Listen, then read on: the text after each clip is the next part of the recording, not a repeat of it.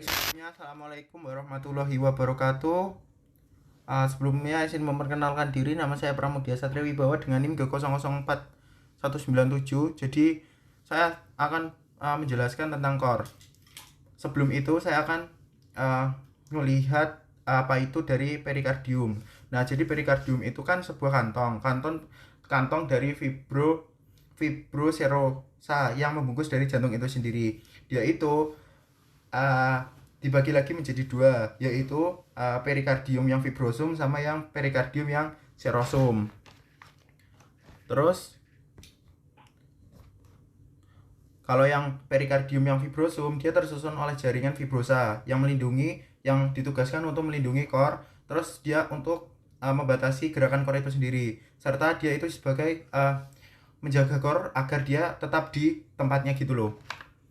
Terus kalau perikardium yang serosum, nah kalau perikardium yang serosum itu kan dia terdiri dari dua lapisan serosa. Yang pertama ada lamina parietalis pericardii, terus lamina visceralis pericardii. Terus kalau yang lamina parietalis yang pericardii, dia melapisi facies interna dari perikardium fibrosum. Kalau lamina visceralis pericardii, dia kan yang melapisi core langsung sebagai epikardium. Terus di dalam core itu ada namanya sinus pericardii. Nah, dia dibagi lagi menjadi dua. Sinus obliquus yang pericardii, dia itu refleksi yang berada di tempat di mana vena cava untuk vena, yaitu vena cava superior, vena cava inferior, vena cava pulmonalis. Terus ada juga sinus transversus yang pericardii, itu alur di mana aorta dan truncus pulmonalis itu dia meninggalkan jantung gitu. Terus saya akan sedikit menjelaskan tentang vaskularisasi dan inervasinya. Kalau di bagian arterinya, dia kan dari arteri perikardioprenica, cabang dari thoracica interna. Kalau yang venanya itu dia dari perikardioprenica. Venanya branchiosepalika atau sistema Aigos. Kalau inervasinya ada nervus phrenicus. Terus ada juga truncus sympathicus dan nervus vagus. Ini ada jantungnya. Terus masuk ke dalam core itu sendiri. Jadi core itu sendiri kan dia ada di cavitas thoracis ataupun di mediastinum.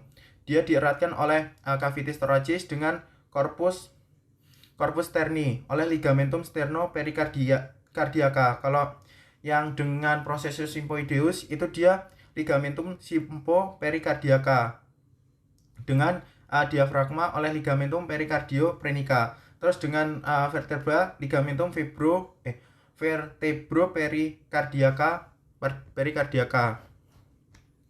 Terus kalau batas-batas jantung, jadi kalau batas-batas jantung itu sendiri kan dia kalau di kanan atas dia ada SIC2 dari linea pars sternalis yang dextra. Kalau yang di kiri atas dia di SIC2 linea para sternalis yang sinistra. Kalau yang di bagian kanan bawah itu dari SIC4 linea pars sternalis yang dextra. Kalau yang di kiri bawah itu SIC5 linea mid clavicula yang sinistra. Terus kalau terus ada yang namanya skeleton cordis. Nah, kalau skeleton cordis itu tuh tempat melekatnya miokardium sebagai kerangka core. Terus dia terdiri atas annulus fibrosus, trigonum fibrosum dan pars membranacea septum inventricular. Terus ada struktur dari jantung itu sendiri. Yang pertama ada atrium dexter. Terus dia juga ada ventriculus yang dexter. Terus ada atrium sinister dan juga yang terakhir ada ventriculus yang sinister. Dia kan juga ada katup-katupnya. Nah, kalau katup jantung itu kan dia dibagi lagi kan, yaitu ada valva cordis, valva tricuspidal sama valva yang mitralis gitu. Terus ada valva pulmonalis, ada valva aorticus juga ada. Terus kalau neurovaskularisasinya,